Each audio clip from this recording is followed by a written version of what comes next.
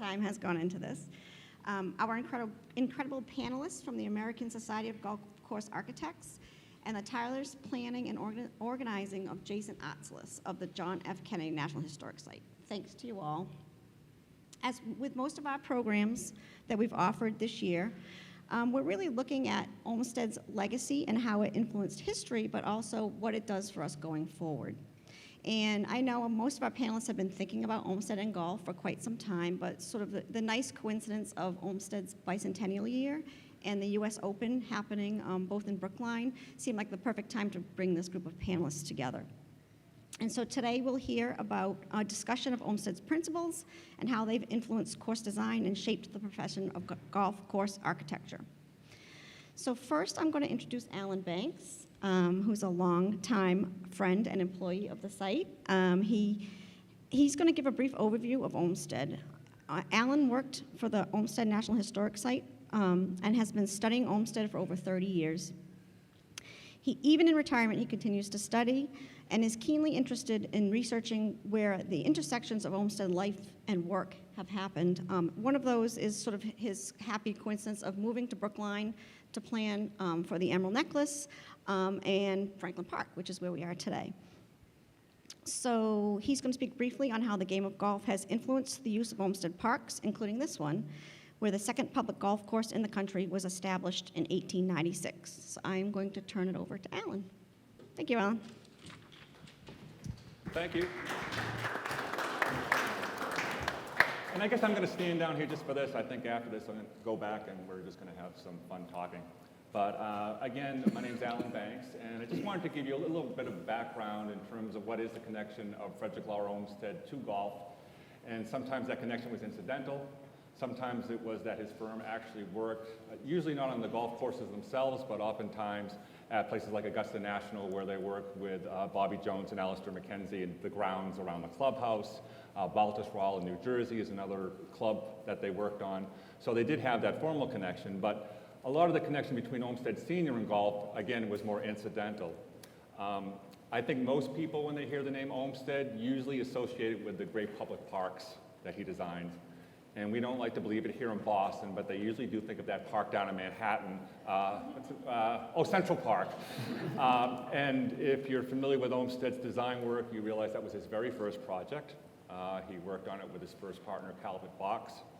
But not only was it one of the very first, if not the first, large urban park in this country, it's also considered to be, in some ways, the founding of the profession of landscape architecture, which the people behind me are carrying on in a very specific way. To look at public parks and why they were built, there's really three major roles that Olmsted felt that a park could play. One was as a real physical relief for people who were living in cities.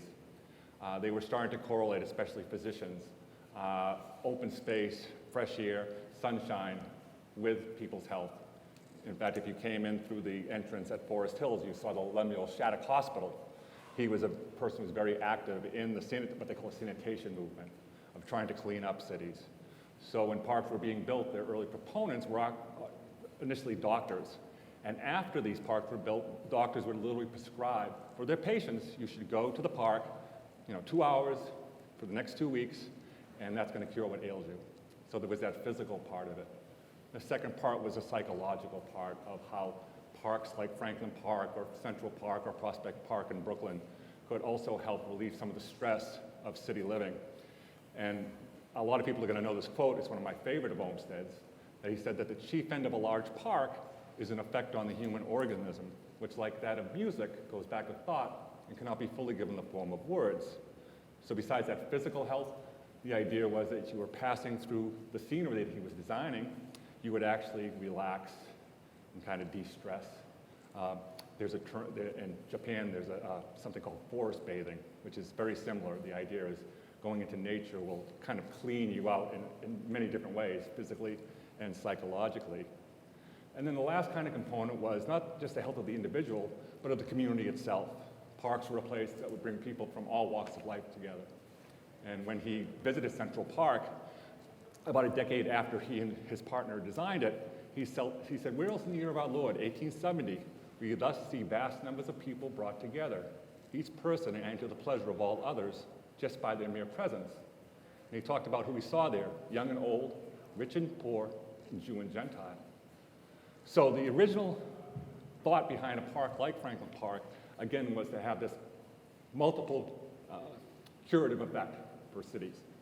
Now, the style that he chose was a style that's often described as the English Romantic style.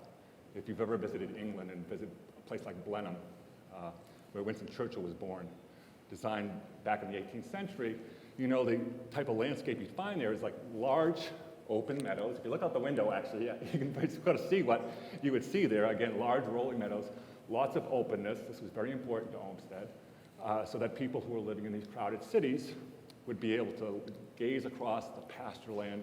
He described the beauty of it as the beauty of the prairie, of the open field. Here's where the problem comes in. What is one person's open field is, of course, somebody else's fairway. So almost while Franklin Park here was being built, you saw people beginning to use it for golf. The story goes that George Wright, who owned a sporting goods store, ended up getting a set of golf clubs sent to him from England instead of badminton set. So what he decided to do was come to Franklin Park and try to get in a little bit of golf. He didn't really know what he was doing, but he did, again, first introduce golf here kind of on an ad hoc basis. A short time later, Willie Campbell, who was actually the pro at the Brookline Country Club, left that position because he was a Scotsman. And for Scotsmen, the idea of public golf was extremely important, that the community should be golfing. So he actually came here with his wife, Georgiana, and they both were golf pros here in Franklin Park. This is 1896. And a little bit of trivia, a lot of people consider his wife to be the first professional woman golfer in the country because she was charging for golf lessons here in Franklin Park. The problem is that sometimes golf and parks don't mix. And I'm just going to give you a short quote from Olmsted's son, John Charles Olmsted, who was also a landscape architect and actually worked on the design for Franklin Park with his dad. In 1905, this is 10 years after his dad retired. In fact, his dad had passed away a couple of years before. He talked about changes in Franklin Park. And he said of the Franklin Park, he said, the introduction of golf playing is an unrealized sacrifice of the pleasure and comfort of many in the enjoyment of the park. Not only are the attractive and harmless sheep driven out, what is worse, the nerves of the visitor are further irritated by the anxiety by being hit by the hard and swiftly driven balls. But to understand, again, there was a shift at this point in time where active recreation was becoming much more popular. I mean, I think the National League, for example, in baseball, I think 1874. The USGA, 1894. So there was a lot of people seeking out space to use for these more what Olmsted called gregarious activities. But the funny thing is the people who were promoting things like golf in the park were really giving the same reasons that Olmsted was giving for why a park was important. It was said that, again, playing golf, and I'll give you a quote. It says, golf has the merit of being a real cure under real physiological conditions. The man of 70 looks 50, and the man of 50 has the appearance of 35. The golf swing is also a great cure for the sluggish liver. And there was also the psychological part again. They talked about women, that it was so important for women to be able to get out and recreate in these large open spaces, and it was said that no other special achievement on behalf of women is so important and so far-reaching in its results, with a single exception of the improvement of legal status of women than the sport revolution, which has meant so much more psychologically than it has physically. So again, playing golf here, it was the same thing Olmsted was talking about. Again, this was not the original use of the park, but a lot of Olmsted parks today have golf courses in them. So again, the connection there is a little bit more incidental, but when you have a chance later on, you'll see in the back of the room, some images from the collection that we have at the Olmsted site, and get a sense for some of the type of work that they did. I think I'm losing my voice now, so I'm going to leave it at that, and I guess we'll start.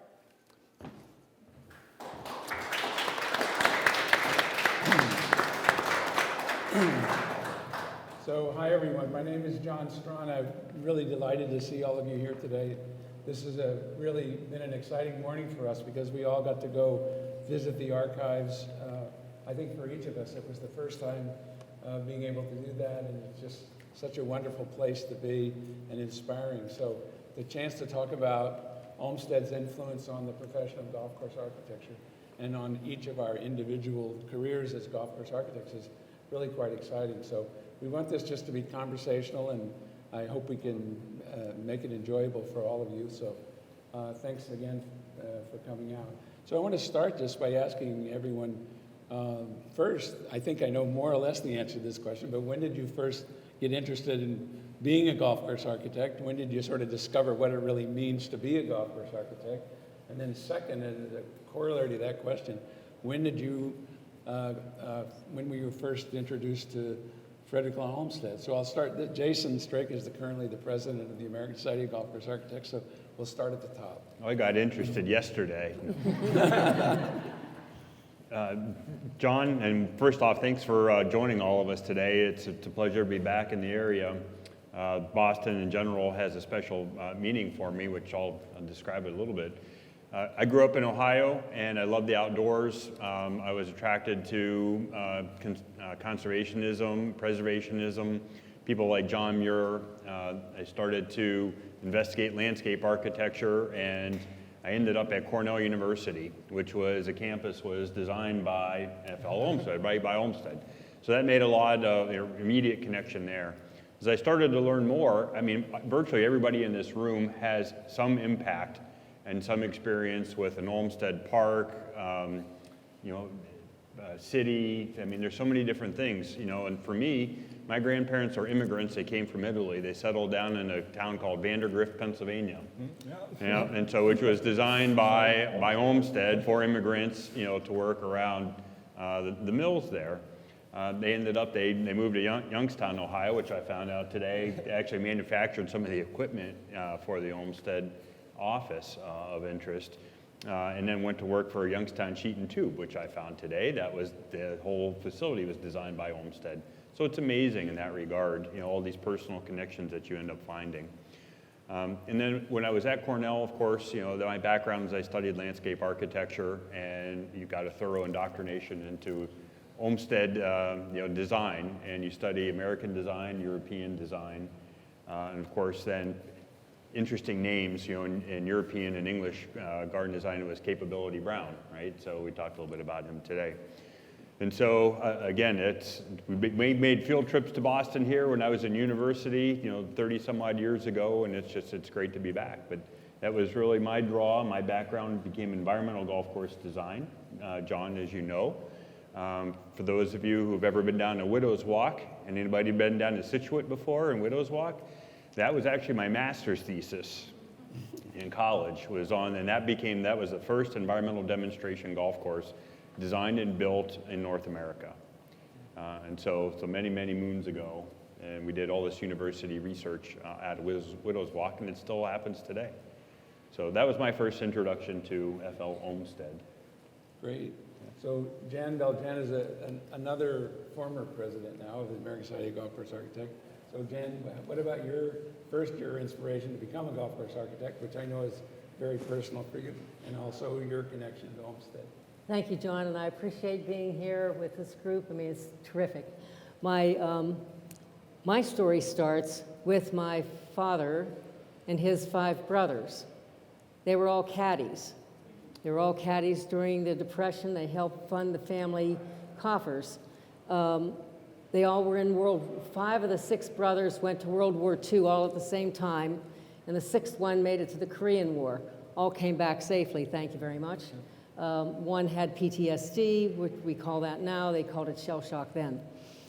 When they came back from the war, they all went to what they knew best. That was golf. So my father was a golf pro superintendent who designed and supervised the construction of the golf course where I grew up, 35 miles east of Pittsburgh. What attracted me to the game was not just that my father played the game. We had the driving range literally in our backyard.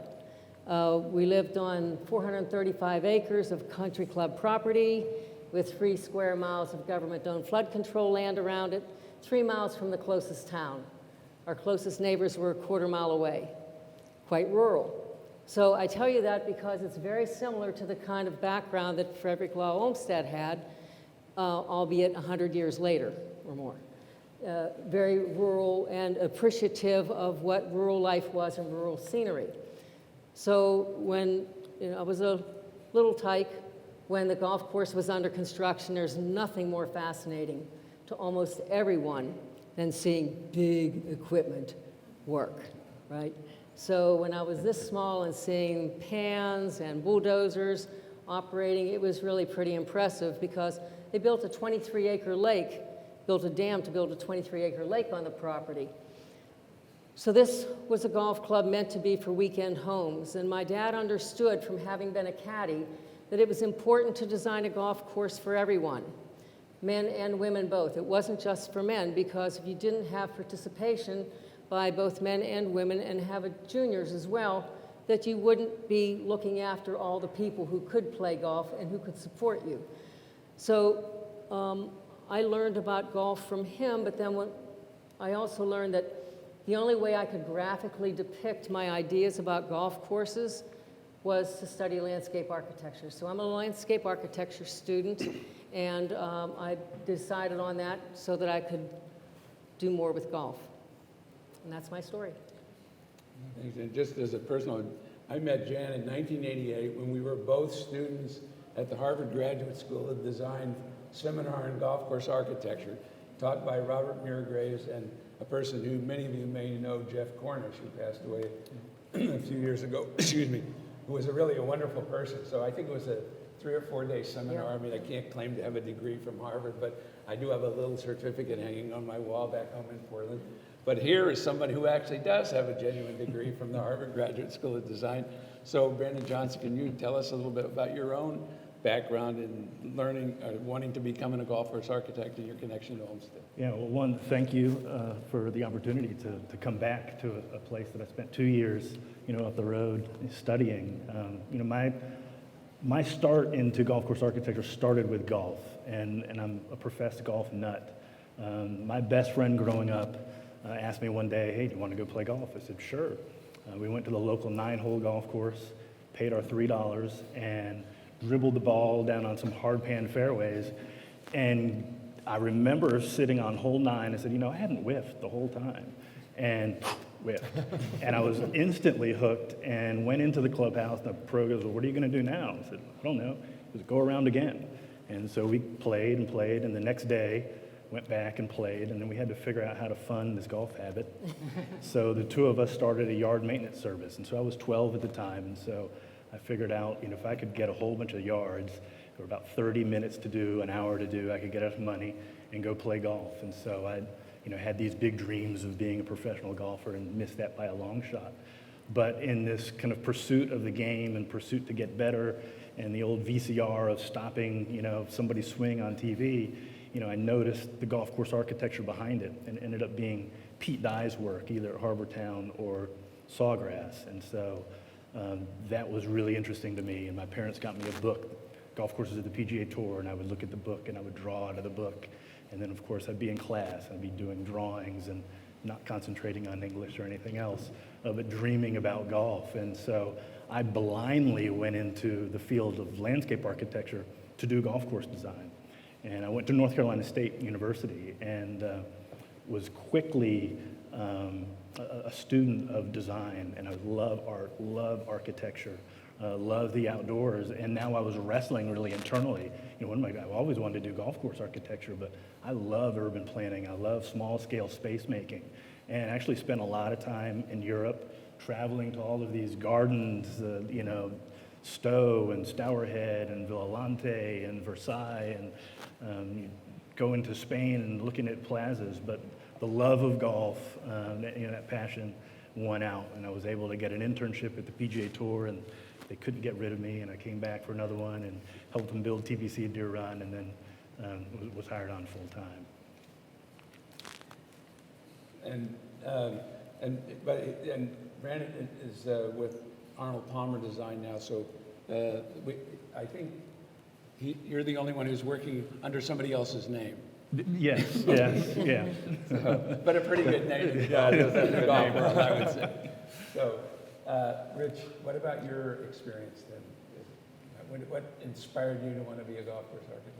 Well, the game of golf, of course, just like everyone else. We all loved golf at an early age, and that was our plan. So since I was 15 years old, my plan was to be a golf course architect. I grew up in Westchester County, New York, in a town called Rye. And unlike Brandon, who paid for golf first, my friends and I snuck onto Rye Golf Club in 8th grade. We'd walk up the hill off Chamberlain Avenue and arrive on the 5th tee at Rye Golf Club, and we'd play 5, 6, 7, 2, 3, 4, and get out of Dodge, hopefully not getting caught. In the meantime, the 8th and 9th holes we had to skip because they were under construction and they were being redone by Reese Jones at the time. So that sort of piqued my interest early on, and I went legit the next year and got a junior membership, but the goal was always to be a golf course architect. From the early days of the golf courses of Westchester County, New York, I just fell in love with. And very similar to the golf courses here, we could see rock outcroppings right outside these windows, and that's just something, to me, it's the genius of the place, as Olmsted would say, about a lot of the golf courses in the Northeast, and fell in love. And decided I was going to go to the University of Georgia, got a degree in landscape architecture. And then I worked for a guy named Dan Maples in Pinehurst, North Carolina, whose village plan was actually designed by the Olmsted brothers, not Frederick Law Olmsted, but his legacy, his firm. It was in June of 1895 when they were hired, and he was sort of on his way out at that point and never made it to Pinehurst. But I worked for Dan and then worked for another golf architect, both former presidents of the ASGCA, a guy named Dennis Griffiths. And then started my own company in the early 90s with 3 civil engineers out of Easton, Maryland, on the Eastern Shore. And eventually bought them all out and started my own company back in April of 2000 called Richard Mandell Golf Architecture, and moved back to Pinehurst. So I was first introduced to Frederick Law Olmsted. Well, I guess, we met in a bar in Cleveland, I think it was, years ago. No, I'm just kidding. But like everyone else, right, we're all landscape architecture students, and we learned about Frederick Law Olmsted in the academic setting, as we should. And his principles, the father of landscape architecture, and landscape architecture, we're all landscape architects. I don't think any of us are civil engineers necessarily up here. I'm sure I've got at least 3, maybe 4 or 5 others up here that would say landscape architecture is probably the best route to go if you want to be a golf course architect. And all the principles that Frederick Olmsted talks about apply in golf course architecture. So whereas he may not have ever designed a golf course, but all the things he put in place early on are principles that we all follow today. Yeah. But it's interesting that all of you are, say, you love golf, and there are millions of golfers, who could say that.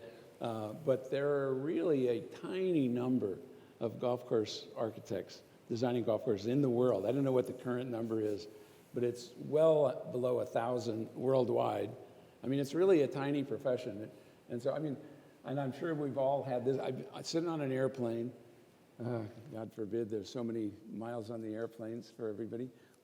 And somebody would ask, what do you do in normal exchange?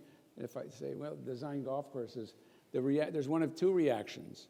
It's either, that's the greatest thing in the world, I wish I could do that, or it's like I just told them I sell drugs to children. It's somewhere, that's kind of discovered. But in fact, becoming a golf course architect, I know you guys have all made it seem like it was just, I really loved golf and I wanted to do it and bingo, but it's a little more complicated than that, isn't it? How do you become get a job with one? So I had a lot of help with that too. But, what's interesting though is I remember talking with you, Jan, after I had graduated from Harvard, and the industry was, I guess, booming at the time. And you even said, there are a lot of projects going on, but there are not that many golf course architects. And when you start to divvy them up, there's still not a lot of work out there. She was almost like, do you really want to do this? Well, yes. What is this, 23 years later? It's an honor to be on the stage with you, but it's not an easy path. And I can say that, there were more no's and more closed doors and more paths that you thought would not lead to what your dream was than the one that you actually took. And that was the point. The point was not to discourage, but just so that you would understand the reality of it, and it's still the reality. So people who think they can be a golf course architect, and I just want you to know that almost everybody who plays golf is a golf course architect, right? So, Or a golf course critic. or a golf course critic, that's correct, yeah. But yeah, you're correct. And the advice I think I offered was landscape architecture, civil engineer, go to work on a golf course, go to work on construction, and that still holds true. So because of where I grew up, I started working on a golf course when I was 14. So I was mowing greens, tees, fairways, digging ditches, raking bunkers, obviously weekends and summers. But that was in the mornings. In the afternoons, I worked the golf shop. So I was doing the retail merchandising and running the tournaments and taking care of the golf carts and doing the handicaps, because this was pre-computer. So once a week, I had to collect all the scorecards, and I hand-computed all the handicaps. And my father had me do that because he was the pro superintendent, and he did that for a reason, because he played golf with a lot of the members, and he didn't ever want them to think that he was fooling with the handicaps so that he could win. So he said, if anybody ever comes here and asks you about their handicap, you do the math for them, and they'll never ask you again. And he was right. I did the math for a couple people. Here's the scorecards, here how it works. And the word got out that this is how it's done, and they were welcome to come check any time. But it does tell you that the world is still the same. Golf, as much as it's changed, is still very much the same, and I think that's important to know. Yeah. Well, it's interesting that all of you made this decision about what you wanted to do when you were young, for the most part. Frederick Law Olmsted didn't make that decision. As I'm sure all of you know, Olmsted had a very checkered path towards creating a profession of landscape architecture. He'd failed in school, he'd failed as a farmer, some success, but then he was a writer, which I feel a great bond to him in that regard. And then finally he gets this opportunity to sort of combine all of his interests at Central Park. But now, what's interesting, Central Park, of course, there was a lot of restoration. I mean, it wasn't a pristine site by any stretch. And a lot of times, golf course architects, we have to confront the fact that people think we're somehow invading wilderness or something to build golf courses. But it's more common to do work on a degraded site. So I'm just curious, like when you're working on a degraded site, what sort of the Olmstedian principles come to the fore for you when you're thinking about how to turn a landfill or a quarry into a golf course? Well, I can speak to Scituate. I mean, a few folks here have been down to Scituate. That was one of the worst degraded sites I'd ever seen in my life. It was sand and gravel. A lot of it went to Logan Airport to build the runways. So it was partly mined. Part of it was a landfill, and of course, then you were right there up against the estuary. So you had a very critical habitat that had been beaten and trodden upon. And so there was this opportunity to go back in and do restoration work there. So it was enriching the soils so that trees could then properly grow, native grasses could grow, and the construction of the golf course was a catalyst for all of that. Without it, without that golf, so John, you mentioned that you get on a plane and some people sort of look at you cross-eyed, but the reality is that without that golf course within that community, that site likely would have been still, I mean, we found refrigerators and people used to go dirt biking on it, and it would still be in that particular condition. Now it's protected, the water is filtered, and it's much more of a community asset, both from an environmental and a social and an economic standpoint. What's interesting about Central Park actually is that it was really a wholly manufactured park. It was a degraded site of swampland.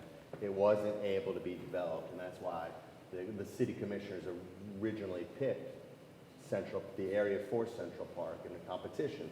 And so we think of Olmsted as a landscape architect, father of landscape architecture, but he really had an engineer's mind and had to engineer the draining of the swamps and the creation of the big reservoir and other water features and how to get water from the one side of Manhattan to the site and then off the site and things like that. So for me, you know, we don't really work on degraded sites like that necessarily. Our challenge is to deal with what the site brings. And Olmsted's course as a landscape architect, of course, he did Central Park early on in his career, and then went on to be a farmer and a journalist and all these other things, and working with the Union troops in the SSC and things like that, and then came full circle back to landscape architecture to do Prospect Park, and then eventually got up here to the Emerald Necklace and all. And he sort of was evolved into someone who talks about the genius of the place, genius loci, and what makes each site special. And so for me as a golf course architect, I try to figure out what makes each site special. And there are some sites that there's just nothing special about them. You know, they're dead flat sites. I have a project in St. Petersburg, Florida right now that it's an existing golf course from the 70s, but it's dead flat. It runs underneath a major highway 3 different times. It has condominiums on both sides of almost every fairway. There's not much there to do. So that's the real challenge in landscape architecture. I mean, if we had a sand valley or a stream song or abandoned dunes, that's easy. It's taking a flat piece of property in St. Petersburg, Florida, or anywhere in Florida, and Jan and Brandon can certainly talk about that. How do you bring out the site more and create something that's special, that's never been seen anywhere else? And so his principles that he evolved long after his initial foray to Central Park sort of speak to that for me in golf architecture. Yeah, and like Rich, I mean, I haven't worked on a bunch of degraded sites. I can have an appreciation for what Olmsted was able to do politically. I think before I worked with the Arnold Palmer Design Company, I was the head golf course architect at the first tee, which for me, you know, having to pay to play golf and having access issues, and I did steal my way onto Carmel Country Club every now and then, but don't tell anybody. But you know, I felt a real calling to try and grow the game responsibly and have people have access and have the ability to enjoy the game the way that I did. And the first tee at the time was very facility driven. And so, you know, I had this bright idea. It was one of the things that I did in graduate school was study golf courses on landfills. And, you know, that'd be a perfect use for a golf course. And it was very difficult to do. There were several properties that we looked at around the country, plans, but the bureaucracy, the permitting, the political approvals in my 7 years at the company was just, it was an impossibility. So later on in my career, I've worked more on sites, like you said, that were featureless. I mean, I can think of the project that we completed in Florida. It was 800 acres and it was as flat as this floor. And you have the requirement, though, to drain this piece of property. And you know, one of the requirements of cutting is that, you know, all of a sudden there's going to be water, but you can only fill. And there's, 10 trees on the site that you're clamoring to, trying to hold on to. So the idea of building something that's fun, building something that's also believable within this landscape was what I was thinking of on that project. And, you know, it's not easy to do, especially when you only have, you know, you can only go up and you can't go down. And so when you do look at believable landscapes, I mean, there is a true flow to it. And I think, you know, Olmsted was this master of masking his work. Like you said, Central Park was completely manufactured, and everyone now looks at that mature piece of property and thinks that's nature. No, that was completely contrived, just within the aesthetic of, you know, the picturesque or the beautiful. You know, it's interesting, the Golden Age architects would, you know, most of the people on this panel would look back, they would be a sort of profound sense of jealousy, because the understanding is that what really distinguished them was they got to go pick the site, so they wouldn't even presume to put a golf course on it. This is the assumption. It's not really true. Tillinghast used a lot of dynamite, you know, but all of those famous names of the golden era that you would know, Tillinghast and Alistair Mackenzie and George Thomas and Donald, they were not landscape architects. In fact, some of them were really quite amateur golfers, although pretty good amateurs. George Crump, who built Pine Valley.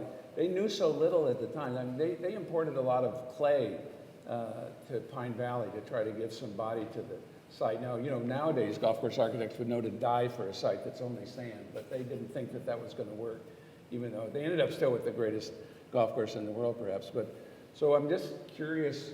It's not until after World War II that the American Society of Golf Course Architects is formed or founded. So prior to that, there weren't a lot of landscape architects working in golf design, as far as I know. I mean, Robert Trent Jones did his own little mini curriculum at Cornell, but he didn't get a degree. He was a special student. So I'm just curious, you know, when, you know, how you see the training in landscape architecture and the pulling in of the Olmsted principles into the profession. Well, I mean, as far as the principles that Olmsted used for design, I mean, we use those on a daily basis. You know, today when we were out and we were getting our personal tour of the site there, you know, we talked about walking through the rock area, right? The little paths, and you're creating this sense of arrival and space. And, you know, that's what the best golf courses are, you know, John. I mean, you're leading people through an 18-hole journey, right, is what's happening. And so many times, you know, you don't want to, for example, just have everything put out in front of you. You want to create some sense of maybe anxiety, anticipation. And you're building this whole journey all the way through from the very beginning at the clubhouse and even before that. You know, so I mean, as golf course architects, we think, you know, very much holistically. You know, so for me, I get excited. I'm going to be playing in my member guest this weekend. I couldn't be more excited. I mean, I have awesome tickets to the U.S. Open tomorrow. I can't wait to get home to play golf, right? I mean, so that's maybe a little counterintuitive to most folks.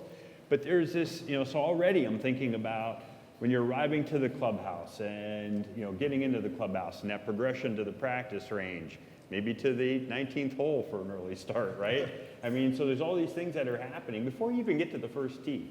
And then as you're going through that golf course and, you know, experiencing that particular site, whether it's built, like Brandon and Rich are saying, or whether it's discovered, you know, maybe like abandoned dunes, you know, either way.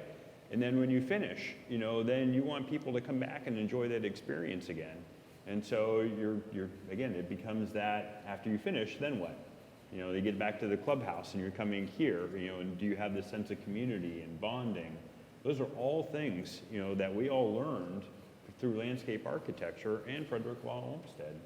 And I think for us as golf course architects, the routing is so important, whether it's on a manufactured site or a choice piece of property. You know, we went to Sand Hills and saw that, and I think the golf course architect's interpretation of that site and what those attributes are, and sometimes it's not what they do, but it's what they leave out.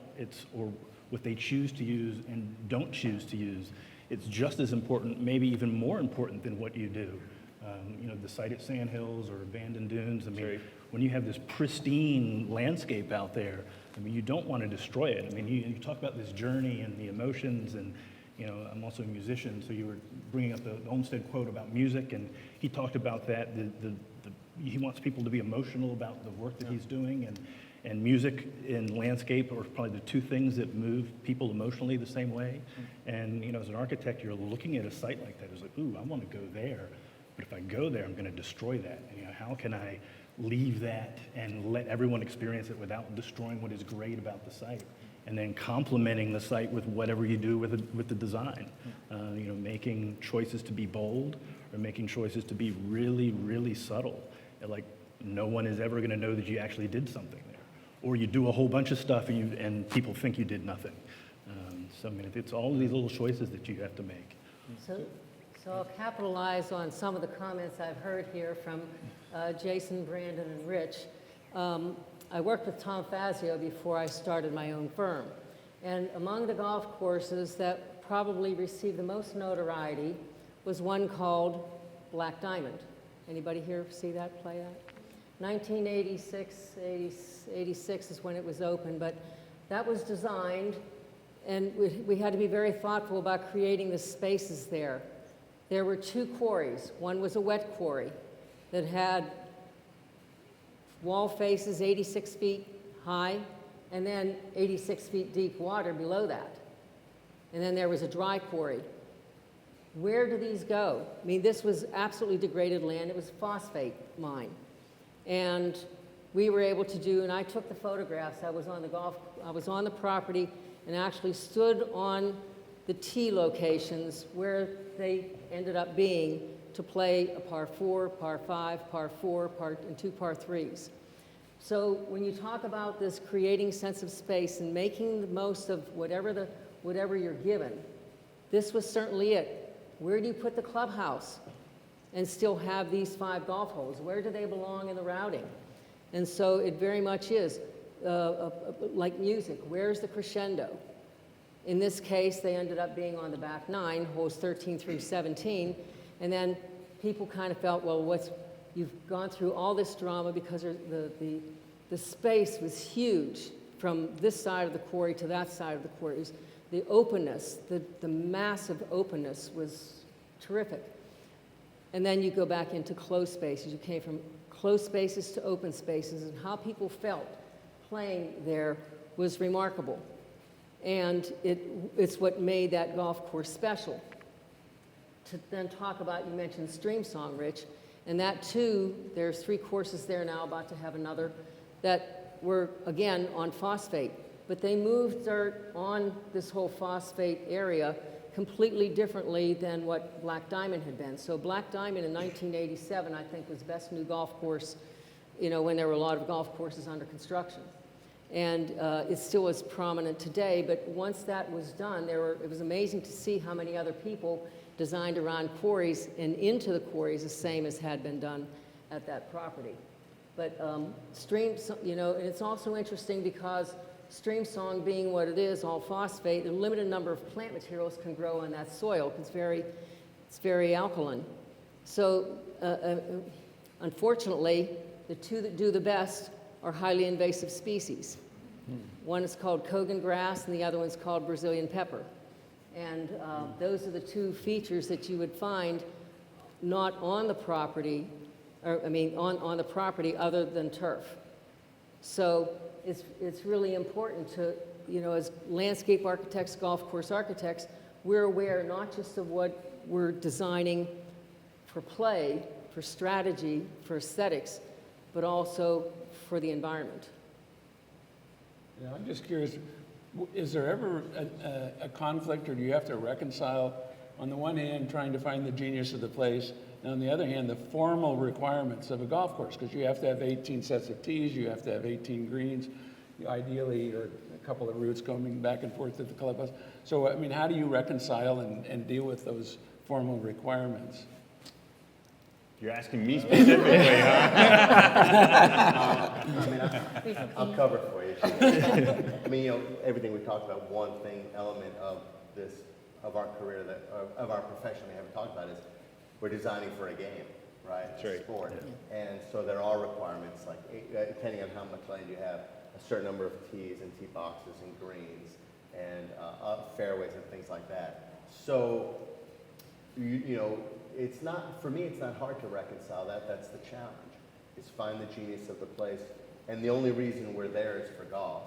You know, encompassing it, it's golf. There are other elements, but golf is why we're there. And so that's what golf architecture is how do we place 18 tee boxes? How do we string 18 golf holes together in the golf course routing process and create something that is unique to that piece of property, and how that piece of property is unique to every other piece of property in the world.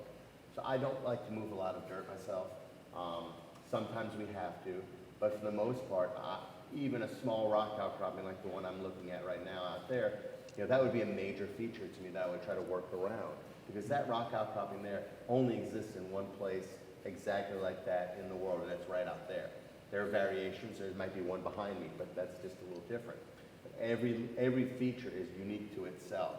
And so the more of those features you can incorporate into the game, the better the product is. So that's what we're always focusing on and what makes golf great is not just the fact that you could tell yourself, hey, I haven't whiffed yet, and then I'm going to whiff, the mental side of that, but the strategic side of that. And what great golf architecture is is a piece of property, and every golf hole is designed based on that piece of property, and the strategy of that golf hole is based on that piece of property. And so, for instance, if we take that rock outcropping out there, and we were to, obviously we've got parking lot and clubhouse here, but if we had a rock outcropping in the middle of a fairway, that becomes a hazard. And the challenge is, how do we get from point A to point B over that rock outcropping? And that's a golf hole right there. So it's very easy to reconcile that in my mind. And John, I find one thing, and I think that's very accurate statements. It's ironic, though, that we're sitting here doing this in New England. What I find is that, of course, when the golf courses were being originally built in this area, primarily by Scotsmen, that, keep in mind, for those of you who've ever traveled over to Ireland, Scotland, in the countries there where golf was originally from, is that they had, 18 holes. Everybody thinks that 18 holes is what, that is the gold standard now, but golf courses there were 12 holes, 15 holes, 22 holes, right? And so it wasn't until St. Andrews that it became sort of codified, and even that wasn't 18 holes originally. And so, here, I find it refreshing. You can go down the road to Wannamoyset, it's a par 69, or, a golf course might be 5,800 yards here. And you have all these, what we think is, oddities, elsewhere, but it's just normal here in New England. And so I think that, unfortunately, we get handcuffed a little bit, and we have to do our best sales job. So when we go out and we're building the game, right, in these other places, then we're seeming to having to force ourselves to conform more, whereas it was a little different here, and certainly different overseas. Yeah, and I But think, do you not think that was because some of that's been promoted since golf became televised? Because prior to television, it didn't matter what the yardage was. You played the yardage. And so once television came and people heard par 72 and they heard this length, and of course they're watching the best players. And I say this because I remember listening to my dad and my uncles, and as a 6, 7-year-old kid listening to adults be so enthusiastic about a game, about anything. And I like this hole, and I played well here, and that person did this, and this is how this person sucked this putt or chipped in on these holes that were so different than what you might expect today. And I think maybe there was more of a formalization as people started seeing more once golf was on TV. Well, the irony of that is you're right about TV, but we were talking, you had mentioned how landscape architecture golf course architects became landscape architects became golf course architects more after the golden age in the 40s and 50s, and that coincided with television on TV, but also the advent of the PGA Tour. Right. And so people would watch the PGA Tour on TV all the time and think, oh, well, those are the greatest golfers in the world, and those must be the greatest golf courses in the world. And so we all the profession slowly adapted away from the quirk of New England golf courses that are 5,800 yards long with rock outcroppings, and where people adapted the golf course to the site. At that certain point in the 40s and 50s, with the advent of heavy machinery, we all of a sudden decided that the better plan of attack was to adapt the site to our golf courses. We wanted to put our own ideas on the golf courses. And that's where I think golf architecture went terribly south for the longest time, for 30 or 40 years. So that's the irony of landscape architects being involved in golf course architecture at that point. yeah. And I think for me, when you think of Olmsted and his principles, and I think it's wonderful. There's this wonderful body of work, and me as a student still of the game and of landscape architecture, I look at these principles and their tendencies, and so I'm a bit of a maverick, and so now I'm going to break that rule. And now for me, that's how you unlock either the genius of the site or you unlock the solution for this, is that you look at everything that's been done and it's like, man, this just isn't working. I've got to break this rule. And then voila, now everything else opens up. And so it can be different. And I think my work at the First Tee was interesting. 1999, and people were not rushing to go play little short courses or something that was 6 holes or reversible, and how quick the industry, now how quick the industry has latched on to something like that. We got shut down for a lot of very fun alternate solutions that would have been great. And now everyone wants their little short course or do something different. But to me, it was just going back of, I was on the golf course and it was empty, and there was nothing to do, and we would play cross country, we would reverse it, we would do all these different things. So me as a designer, that's how I would reconcile these constraints. It's just go in the complete opposite direction. Yeah, it's been interesting that the contrary effect of COVID on golf, I mean, it was totally unexpected. We're an industry that for almost 20 years had been going down, fewer players, fewer courses. Suddenly COVID, people rediscover these basic things about golf. It's healthy, it's fun to be with your friends, it's good for you to be with your friends, it's good for you to be outside getting some exercise. And then that, bringing all these new people in, and suddenly, as you say, now short courses are popular, places where multi-generational groups can play and not have to worry about trying to, subdue the course, but just enjoy it. So I'm just curious how all of you have taken on the different challenges in the COVID and post-COVID era compared to what you were doing before. I'll start. What I saw actually started probably in 2014, 2015, where people who hadn't done any work, remember, a lot of things happened in the past 20 years. Think about the year 2000, the dot-com bust. What happened the year after that? 9/11. 2006, you started seeing the decline of this mortgage crisis started happening that culminated in 2008. And people didn't recover from that until several years after. So by the time 2013, 2014 came around, people were ready to do things who were at clubs. Remember, the golf courses you're looking at, many people talk about today, are at least 20 years old, because there was very little work done between the year 2000 and 2015, 2016. New construction. And it's only this past year we heard, 12 new courses? So prior to that, there might have been 6, 3, 2, very few courses in that span of 20 years. That's a complete generation's difference in mindset, a generation's difference in technology, both in construction, in how we live, in how we communicate. Anybody here know when the first iPhone came out and how that changed everybody's lives?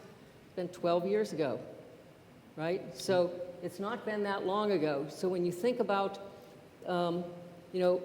when I think about COVID, what I think most about are the clients I had who chose to do work in 2015, 2016, and 17.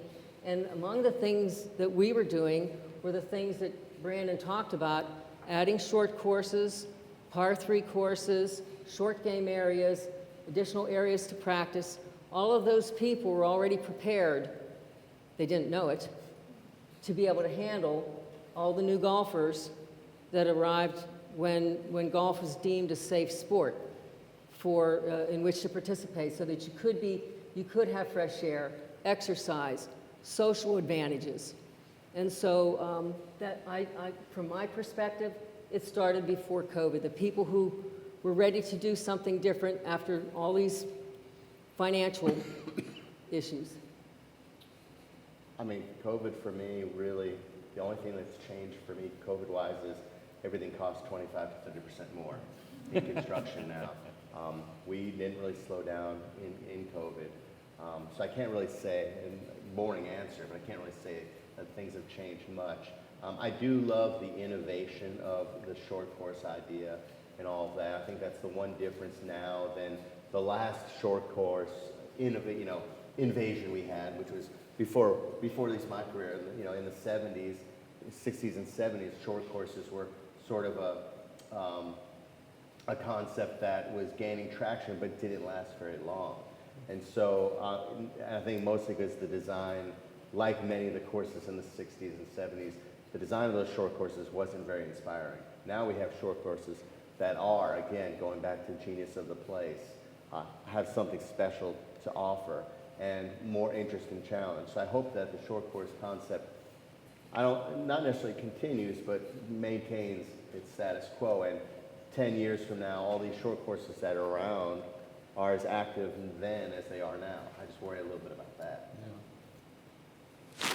Yeah, I mean, like Richard, we haven't changed our operation to actually go and do your work because golf courses are jam-packed. So if I want to go and study a golf course, whereas you could go out there at a time when no one was on the golf course, and now you're wading through 2 or 3 different groups, on a whole. For me, it's good to see people out and enjoying the game and playing a lot of golf. And I think people working from home, people in control of their own time now, you're seeing golf courses full from sunup to sundown. We were doing work at one of our courses, and I could see kind of the wave of people coming out of their house at about 3 or 4 o'clock. And I can only imagine, I would see them at 7 a.m., typing away, doing their work, and then 3 o'clock, it's like, I got to get out of here, and they go play 9 holes or go play 18 holes. So that's what I'm seeing, and that's been a big catalyst to this boom. Could I ask a question that's kind of related to what you were saying? Has the modern equipment played a role in the way that you design courses? I mean, you have DeChambeau hitting it 380 yards. So has that played a role in how you look at designing courses today as opposed to what it would have been like back in Bobby Jones' day? Who played here, by the way, when he was at Harvard. Well, I think that anybody who has the desire to host a championship, that's meaningful. And I think most courses, most facilities, operators don't have those aspirations. And of course, if you look at the majors, many of the majors are already slotted for the next 30 years at least. So, but anybody who wants to host another event, then they would have to look at lengthening a golf course. But I was on the USGA distance study group, and they found that people, yes, they're hitting the ball somewhat farther, but for most of us, not that much. I mean, Bryson DeChambeau and John Daly in his day and Jack Nicklaus in his day certainly were the longest hitters. And think about what happened, when Tiger Woods played Augusta. He wanted tiger-proof. He wanted to protect against distance. But not every course needed to do that. I've worked on some courses when I worked with Tom Fazio where the Honda Classic was going to be held. And we had a 656-yard par 5 that no one plays at 650 yards today. So I think that in reality, we probably design more for the wayward shot, but with the improved balls, if you're playing the right golf ball, then you're not as wayward as you might have been with a Bellata and a Persimmon. We see it in practice facilities. That's where a lot of the troubles are occurring. You go into golf courses and facilities which are much older right now, and now you get the young kids who can hit it just as far, as the tour pros, and we get golf facilities that we've had designed where you end up having 2 tees on either end of the practice range. Even 20 years ago, now they're having to go back in and spend money to remodel it to make it longer. And so we are seeing that, across the board. There's one big area. So Jason, I was playing a course you designed in Florida, Calusa Pines in Naples, and I was putting, and I heard a ball go over my head and hit the trees behind me. And it was a 340-yard, so it's short, par 4. And there was a pro who I saw was recently named Brandon Matthews, who was practicing there from the back tee, and he had hit it like 380 by accident. He wasn't trying to. And he was so apologetic when he came up, but it's that's a different kind of problem than, say, Tillinghast would have faced. But see, you say that, but everything old is new again. So I could go back in and I could probably pull it up on my phone. I have a golf cartoon, right? And there were these 2 gentlemen, they were in these little single rider golf carts, and they had a big telescope gun in it, and their sign, and it said par 3, 1 mile, 273 yards. And the guy says, did you hit yours well, old chap? And he says, I think I cut it a bit, but I still think I reached the green. And then you look at the date on the cartoon, and it was 1912. So, I mean, it's not, you know, it's just we keep perpetuating things is what happens. Now, I will say a big part is in the maintenance equipment. Now, the maintenance equipment has had a profound impact on the game and on the sport. You know, I mean, you go out to old golf courses, and you know, you had slopes and greens because the grass would be, you know, mowed at 1/4 inch. You know, now it's mowed at 1/10 of an inch or less, and you know, that's had a profound impact. And I'll answer it a little bit different, not so much the clubs and the balls, but you know, on the professional level, if you think about a tournament, what the PGA Tour has done with data and the collection of where every golf pro hits every golf shot through, you know, the course of a tournament and then through the course of a whole year on tour, and then you start to build that data over years and years and years. And it blows up the myth, I think, of how we thought golf courses would play angles or this and that. And you know, it allows us, I think, to look at a golf course a bit different, but I think it also allows the player to understand how they are playing a golf course different. And I think that also translates to how a player is going to practice. And they know how far the golf ball is going to go. They know how far the golf ball is going to go, 65 degrees versus 80 degrees versus 95 degrees. Whereas before, it was a lot of guesswork. But you see them on the range now, you know, 6 degrees in the morning, it's going to warm up, it's going to be 80, and they know how to adjust for that. And before it was all by feel. So it just dials them in, you know, that much closer. They know how much a putt is going to break if the green is rolling at 11.5 on the stem, whereas people didn't know that before. So how do you think Olmsted would have changed his design if he had all these modern tools that we have now?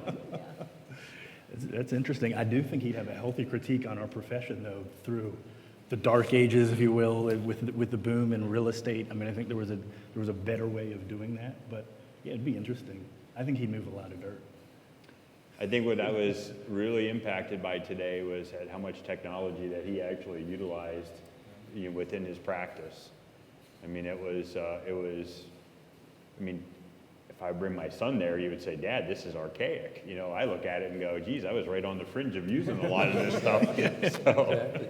I mean, I think they would have been very happy using anything that was available to them now, had it been available to them. I mean, you know, Olmsted used, just under 5,000 people in building Central Park, because he didn't have heavy equipment, and, you know, he didn't have the resources to do the kind of stuff if it were being built today. So anyway,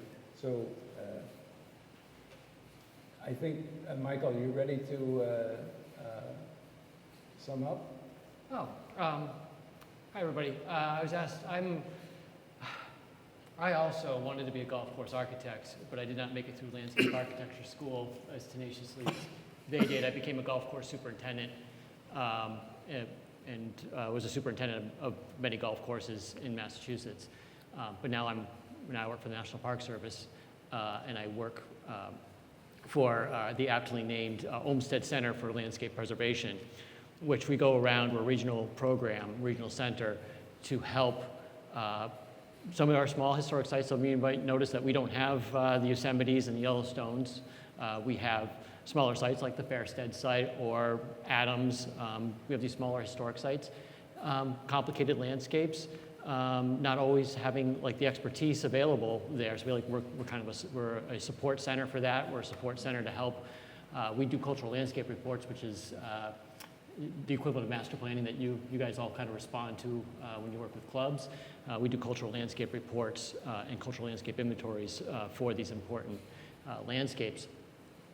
So they asked me to come here to kind of like draw this together and talk about the stewardship of these properties afterwards, and the importance of the stewardship. And I'm glad the conversation kind of went where it went, because we started talking about, like, you know, if you've been in this business long enough, the success of your design really kind of hinges on how it's cared for. I'm thinking in terms of, we talked a little bit about maintenance.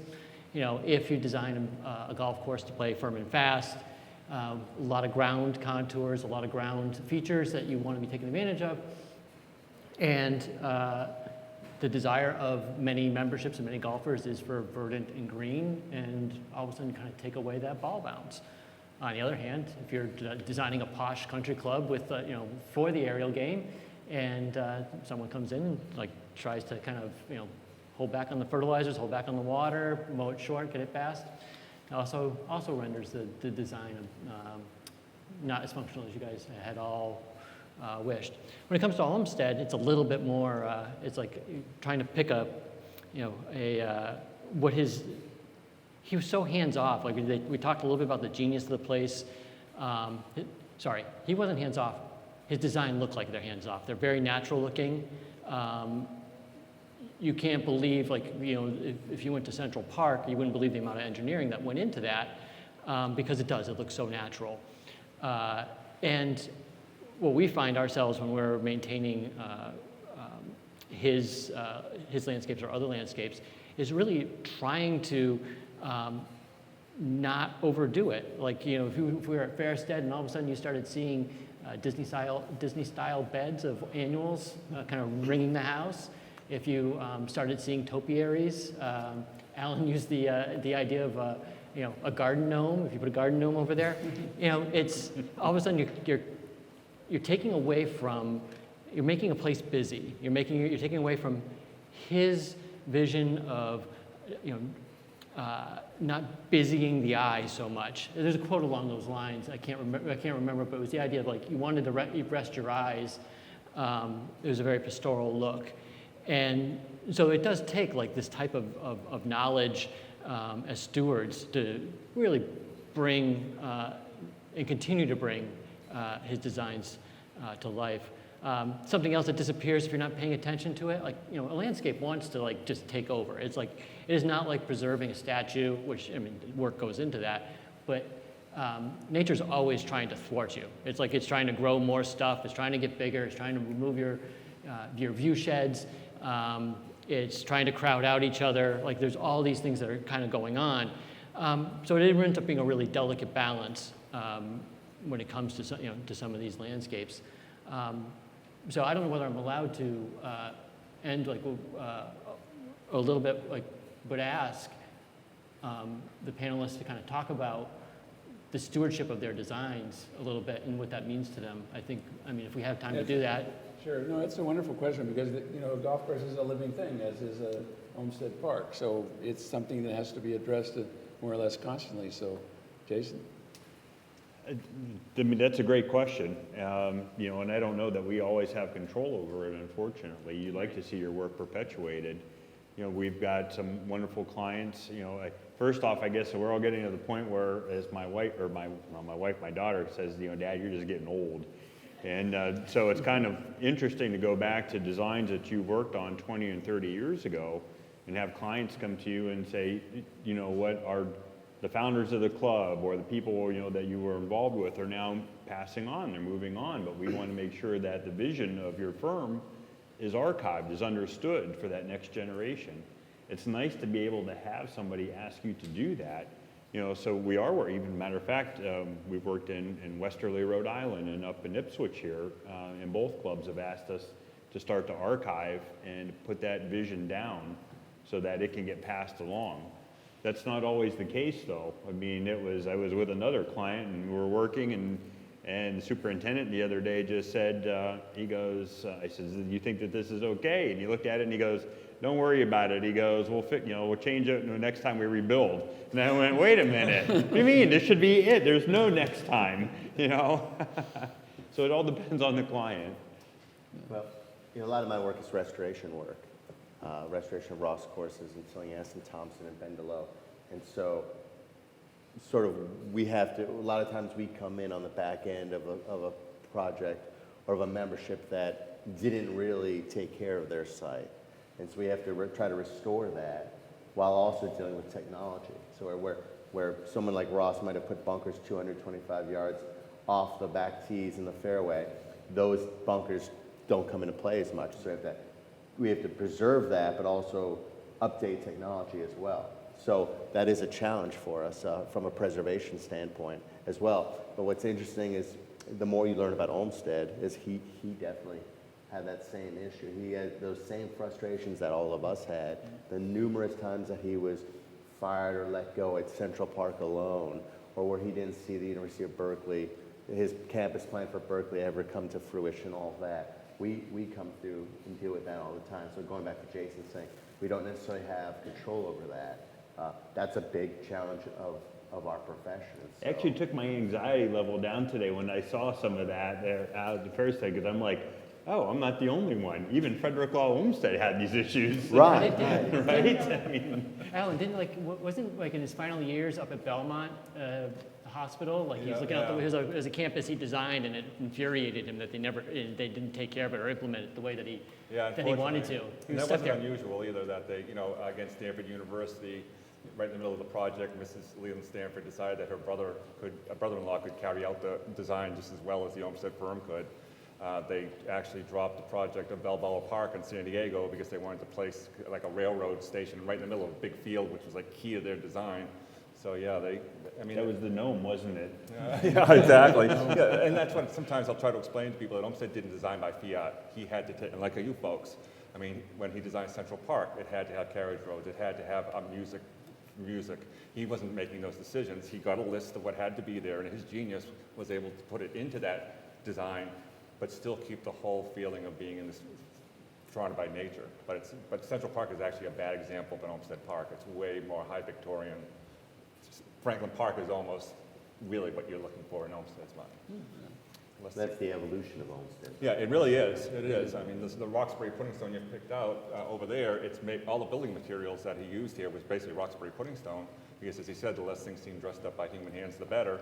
And one of the ways you did that was by using material that was at hand that you'd see anyways out the window. It also gives you a sense of place. We talk about genius of place, but Yep. that sense of place, you want to be able to feel like, you don't want to feel like you're in Franklin Park with palm trees and white sands. That's not, that New England feel.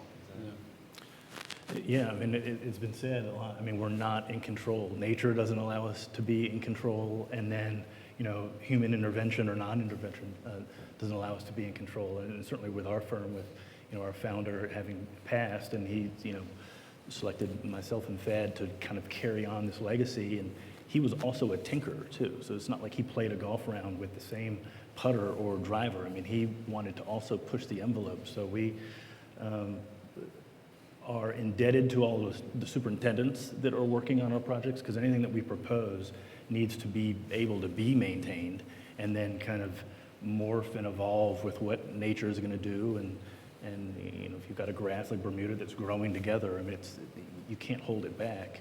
But at the same time, this push to continue to move forward. I mean, me as a designer, I love history, and I think one of the things that Harvard taught me was, this idea that you have these, historical buildings or whatever, and you've got to move beyond that. We as landscape architects, we have to move beyond Olmsted. We have to learn from those principles and improve upon it.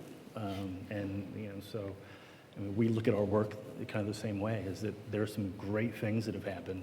And if, the golf course is 50 years old, and like you said, the membership has changed, the industry has changed, the ball has changed. Now technology, we actually have, and this, we talked about archive, the ability to GPS, a green or a feature down to 3 millimeters, whereas a lot of this restoration work that happens now, I mean, you're interpolating old plans and drawings and pictures, and there's a lot of, I don't want to say there's a choice that the designer is making in there. Well, we now have the ability to have this exact kind of GPS data and replica of what is there.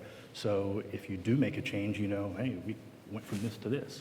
Or no, 50 years from now, we want it exactly like this. And I think it's the first time in golf architecture history where we've been able to do that.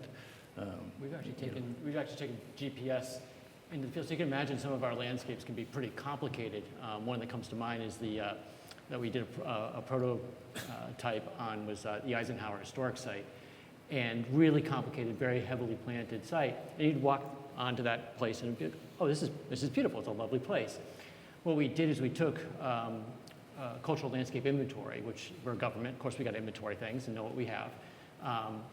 And we have a period plan. We use GPS, a tablet, to be able to go on, and you would say, oh, wow, that plant's not supposed to be there. Oh, this plant's missing. Like it really was a really great tool that we're just starting to use on the maintenance side of things to be able to make some decisions. You might be making Herculean efforts to try to keep a tree alive that Ike and Mimi did not plant.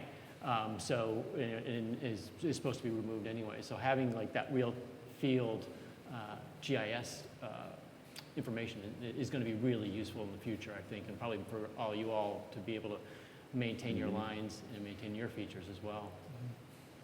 When we're also, the technology and restoration, same thing. We're able to overlay aerial photography, for decades of aerial photography on top of our base map. And we can be somewhat successful if we have plans, like the plan of Yeaman's Hall, or we have a lot of Ross plans. The challenge there is that those plans get stretched over time as they run through blueprint machines. So there's an art there. You're talking about the art and decisions we need to make about trying to move that around. But the aerial photography and the ability to overlay all that in AutoCAD really allows us to get restoration closer than we've ever gotten. Of course, we still have to make decisions based on technology. So I would, go ahead, sorry, Dan.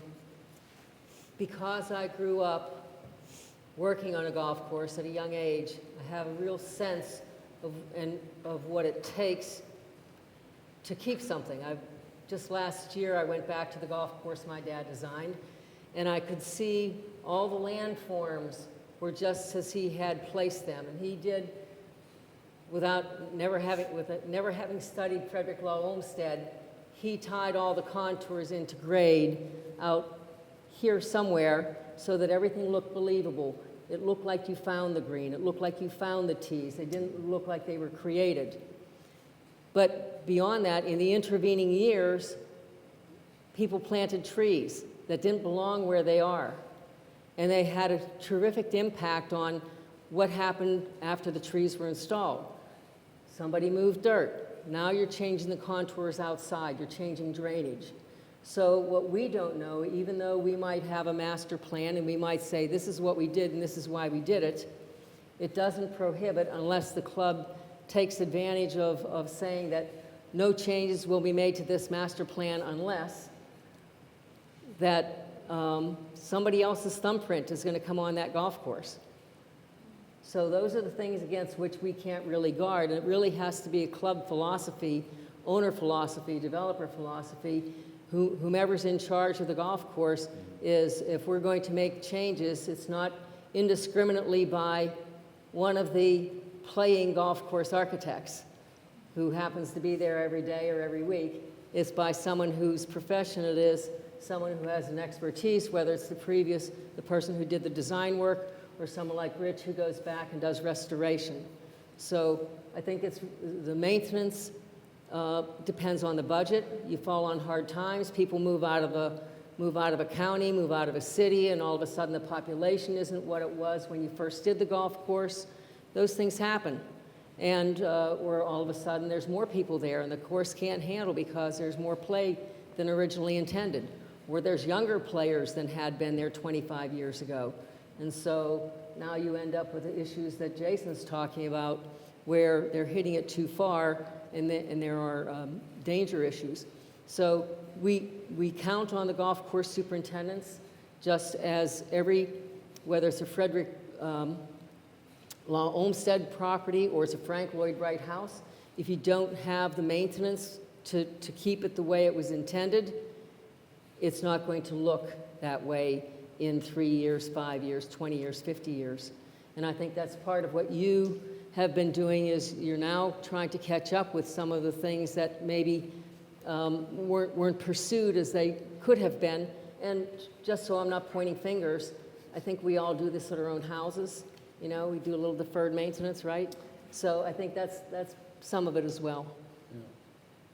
Well, I think we're closing to the end of our time here. I want to thank you all for coming. And I also want to just say how much personally I enjoyed working with the National Park Service staff and planning of this event. And I want to just make sure that you're all aware of what incredible work they do in providing these facilities for all of us to come and visit and see and work in. And I think it was a real eye-opener for all the golf course architects to see what's in that Frederick Law Olmsted National Historic Site, the resources that are there, the drawings, the plans, really inspiring. And I think we'll all be studying them quite a bit in the future. So we're going to hang around a little bit if any of you have any questions for us after this sort of formal event ends. But I want to thank you all and thank all my colleagues and friends for being here today, and I hope you enjoyed it.